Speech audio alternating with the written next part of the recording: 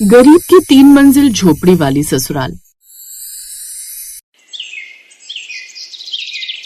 भाभी, आज तो बारिश में कुछ गर्मा गर्म पकौड़े हो जाए, मजा ही आ जाएगा। हाँ, मैं अभी नौकरानी को बोल देती हूँ, वो जल्दी से सबके लिए बना देगी। सोनिया अपनी काम वाली को बोलकर सबके लिए गर्मा गर्म पकौड़े बनवाती है, जिसे अमीर परिवार वाले बड़े मजे से खाते हैं। मम्मी, मेरा तो बारिश में नहाने का मन है, क्या मैं नहाने जाऊँ? बाहर देखो ना, वो गरीब रूही और मोनू भी नहा रहे हैं अपने आंगन में। नहीं नहीं बेटा, तुम्हारे नहाने का मन है, बाथरूम में जाकर शावर में नहा लो। और वैसे भी उन गरीबों के यहाँ शावर तो होता ही नहीं, यही उनके लिए शावर का काम करता है। ऊपर से हमारा 3 मंजिला मकान है, तुम्हें नहाना है तो छत पर जाकर नहाओ, उन गरीबों के साथ नहाने की क्या जरूरत है? चलो, मैं भी तुम्हारे साथ चलती हूँ। इसके बाद छत पर जाकर नहाने लगते। उनके सामने ही एक गरीब परिवार रहता था, जिनका एक कच्चा घर था, लेकिन वो घर बहुत छोटा था और उसमें सदस्य बहुत सारे थे। गरीब बहू अनीता घर के अंदर ही चूल्हे पर खाना बनाना शुरू करती है, जिसकी वजह से पूरे घर में धुआं धुआं हो जाता है। इस धुएं ने तो मेरी आज जान ही निकाल देनी है। माफ करना मम्मी जी, लेकिन आज बारिश आ रही है, इसीलिए हम बाहर खाना नहीं बना सकते, तो आज हम इसी वजह से घर के अंदर खाना बना रहे। बेटा ठीक है, मैं जानती हूँ इसमें तेरी कोई गलती नहीं है। अब एक कमरे जितना घर है, उसमें परेशानी तो होती ही है। मेरी आंखों में धुआं जा रहा है, मुझे बहुत जलन हो रही है। बस थोड़ी देर और। बारिश तो बहुत लंबी चलेगी, ये तो बस शुरुआत है। ऐसे में हम बाहर भी नहीं जा सकते और घर में भी रहना मुश्किल हो जाता है। बारिश में तो बस समस्या ही समस्या होती है। जैसे तैसे घर के अंदर खाना बनाया जाता है। ऐसे कुछ दिन बीत जाते हैं और फिर बारिश का महीना शुरू हो जाता है। उधर छत पर से उन दोनों को मस्ती करते देख रूही और मोनू नीचे अपने घर की खिड़की से उन्हें देख रहे होते हैं। देखो, वो सभी बारिश में कितने मजे कर रहे हैं, लेकिन हमारे पास तो छत ही नहीं है। तो आंगन में तो नहा ही सकते हैं ना माँ। हम नहाने जाएं क्या? नहीं नहीं, अभी पहले हमारी मदद करो। देखो बारिश का कितना पानी घर के अंदर आ गया है। लेकिन मम्मी, हमें बारिश में नहाना है। नहीं बेटा, हमें परेशान मत करो, तुम देख रहे हो ना घर में कितना पानी आ गया है। अगर हमने जल्दी से बाहर नहीं निकाला तो घर का सारा सामान खराब हो सकता है। अब सभी धीरे धीरे बारिश का पानी घर से बाहर निकाल रहे थे। ऐसा करते हुए उन्हें बहुत देर हो जाती है। हाँ, शुक्र है सारा पानी बाहर निकल गया। हाँ, लेकिन मेरी कमर पूरी तरह टूट गई है, मैं तो बहुत ज्यादा थक गई हूँ। हाँ भाभी, मैं भी बहुत थक गई हूँ, थोड़ी देर आराम कर लेते हैं, कुछ ज्यादा ही कसरत हो गई आज। हमारा काम खत्म हो गया, चलो अब हम बारिश में नहाते हैं। हाँ चलो, चलते हैं। दोनों बच्चे जैसे ही घर के बाहर आते हैं तो देखते हैं कि अब तो बारिश ही बंद हो गई थी, जिसे देखकर दोनों बहुत उदास हो जाते। अब तो बारिश ही नहीं आ रही। ये क्या, बारिश तो चली गई, मेरा कितना मन था नहाने का। कोई बात नहीं, हम अगली बारिश में नहाएंगे। कुछ देर बाद अनीता का पति मुकेश दिहाड़ी करके वापस घर लौट आता है। वो बारिश में पूरी तरह भीग चुका था। अरे, आप तो बुरी तरह भीग गए, जल्दी से कपड़े बदल लीजिए, नहीं तो ठंड लग जाएगी। अच्छा। सर्दी तो आपको लगी गई है, मैं आपके लिए काढ़ा बना देती हूँ। एक तो घर भी हमारा इतना छोटा सा है, ज्यादा जगह भी नहीं है, कम जगह में गुजारा करना बड़ा मुश्किल है। काश हमारे पास ज्यादा जगह होती। वैसे हमें ज्यादा जगह की जरूरत नहीं, ये कच्चा घर, इसमें बार बार पानी भर जाता है। हम चाहे तो अपने मकान को 3 मंजिलों में बना सकते हैं। हाँ भाभी, आइडिया तो बहुत अच्छा है, लेकिन ऐसा करने के लिए हमारे पास पैसे नहीं है। वहीं दूसरी तरफ अमीर परिवार के मन में कुछ और ही चल रहा था। इस घर में रह रहकर तो मैं बोर हो गई हूँ, आज मेरा बड़ा मन करे कहीं बाहर जाने का, लेकिन बाहर तो बूंदाबांदी हो रही है। अरे तो क्या हुआ, सिर्फ बारिश की वजह से अपना मन मारने की क्या जरूरत है? मैं हूँ ना, मैं तुम सबको लेकर चलता हूँ, गाड़ी में चलेंगे, गाड़ी में कोई परेशानी नहीं होने वाली। Oh, thank you so much, you are the best. फिर सभी तैयार होकर गाड़ी में बैठकर बाहर चले जाते हैं और मॉल में जाकर खूब एंजॉय करते हैं, जिसके बाद बाहर ही खाना खाकर घर लौट आते हैं। वाह भैया, आज तो मजा आ गया। ऐसे बरसात का मौसम रोज बना रहता है। एक दिन अमीर सास रमोला गरीब उषा से मिलने उसके घर जाती है। उषा बहन, तुम्हारे घर के बाहर तो कितना ज्यादा पानी भरा हुआ है, तुम ऐसे कैसे रह पाते हो? ऐसे तो घर में भी पानी चला जाता होगा। हाँ बहन, बड़ी परेशानी होती है हमें, हमारे पास पैसे भी नहीं है कि घर कोई ठीक करवा सके। अगर तुम कहो तो मैं पैसों का इंतजाम करती हूँ। अरे नहीं नहीं बहन जी, हम आपसे पैसे नहीं ले सकते। कोई बात नहीं, लेकिन तुम्हारी समस्या तो हल हो जाएगी। उषा रमोला से पैसे लेने के लिए बिल्कुल मना कर देती है और रमोला उनका हाल देखकर बहुत दुखी थी। जब वो घर जाती है तो सबको इस बारे में बताती है। मैंने उषा से कहा था, लेकिन उसने पैसे लेने से साफ इनकार कर दिया। अरे, लेकिन उन्हें पैसे देने ही क्यों है? अपने घर का खुद देखेंगे, उन्हें जैसे करना है। यहाँ कोई पैसे बांटने का काम थोड़ी चल रहा है कि हमारे पास बस ऐसे ही पैसे आ गए और हम उन्हें यूं ही दे देंगे। अरे, कभी तो दूसरों के बारे में भी कुछ सोच लिया कर। मैं तो कहती हूँ कि आप जरा दूसरों के बारे में ना कम ही सोचा करो। लेकिन सोनिया वो तो थी घमंडी, वो कभी किसी की मदद करने के लिए या उसके बारे में नहीं सोच सकती थी। वहीं दूसरी तरफ उषा के घर में आज फिर से पानी भर गया। घर के बाहर तो पानी खड़ा ही हुआ है, जिसकी वजह से कितने मच्छर भिनभिनाते रहते हैं। रात में मच्छर कितना परेशान करते हैं।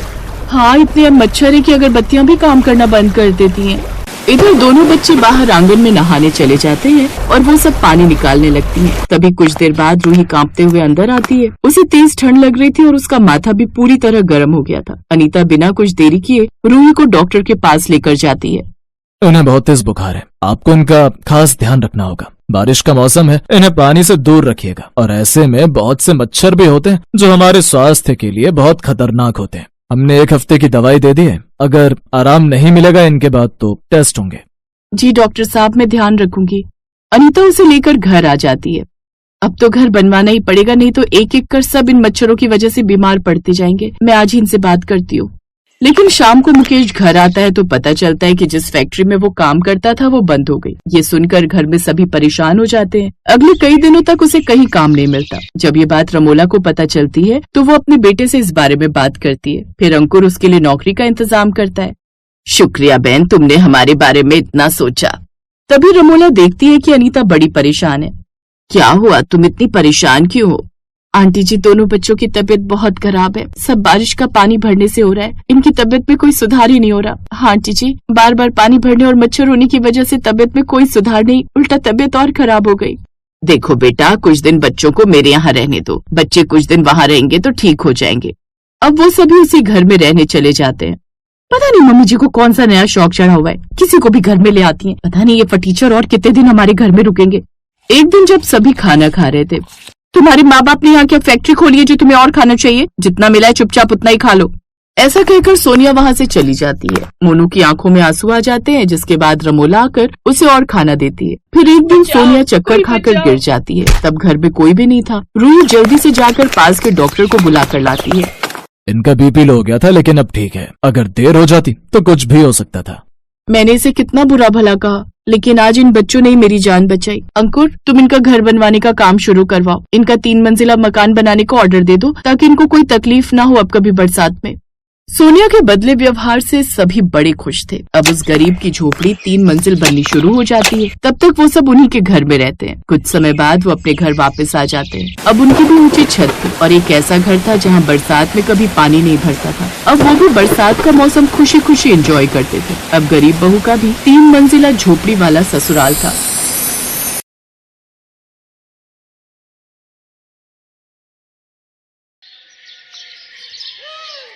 ओफो, सूरज को उगे हुए कितनी देर हो गई। मुर्गे को बांग दिए हुए 2 घंटे हो गए, लेकिन ये हमारी बहुरानी तो अभी तक बिस्तर पर टांग पसार कर सो रही है। इन शहरी लोगों का भी ना कोई कायदा ही नहीं होता। सच में घोर कलयुग आ गया है। एक हमारा जमाना था, रात को सबसे आखिर में सोते थे और सुबह सबके उठने से पहले जाग जाते थे। हमारी सास ने तो कभी हमें सोते हुए भी नहीं देखा। और एक आजकल की बहुएं हैं, जब तक सास दरवाजा न पीटे इनकी नींद ही नहीं खुलती। बहू, ओ बहू। तभी गायत्री की आवाज सुनकर उसका बेटा राजवीर दरवाजा खोलता है। ओफो माँ, क्या हो गया? क्यों सुबह सुबह कुड़कुड़ कर रही हो?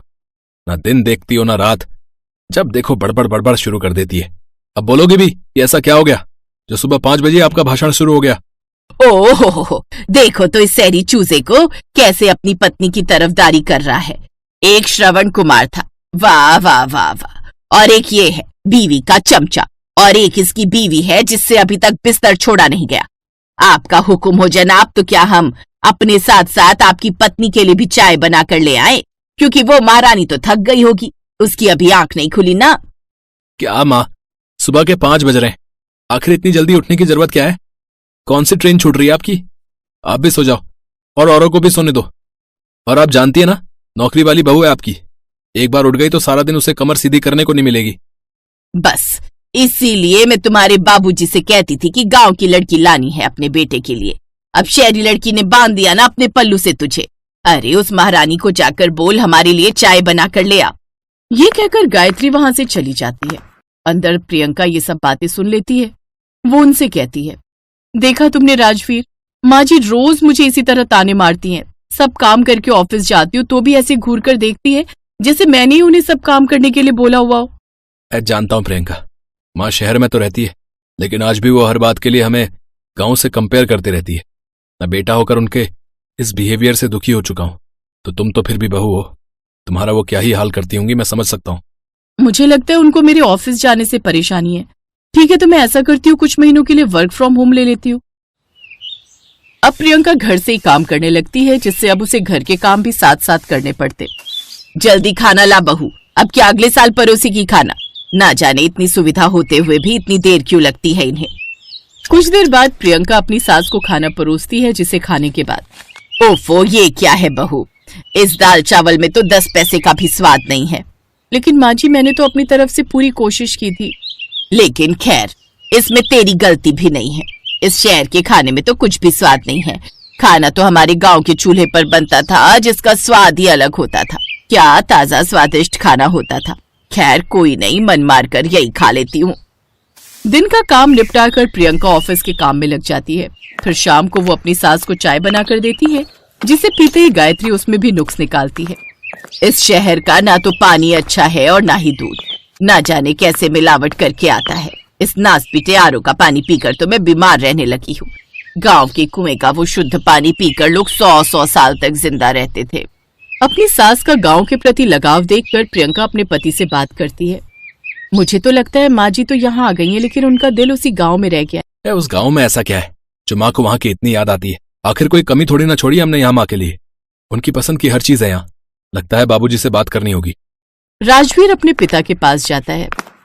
बाबूजी, माँ पहले भी गांव की बात करती थी, लेकिन मैं देख रहा हूं जब से प्रियंका इस घर में आई है ना, तब से वो हर बात को लेकर उसके पीछे ही पड़ गई है।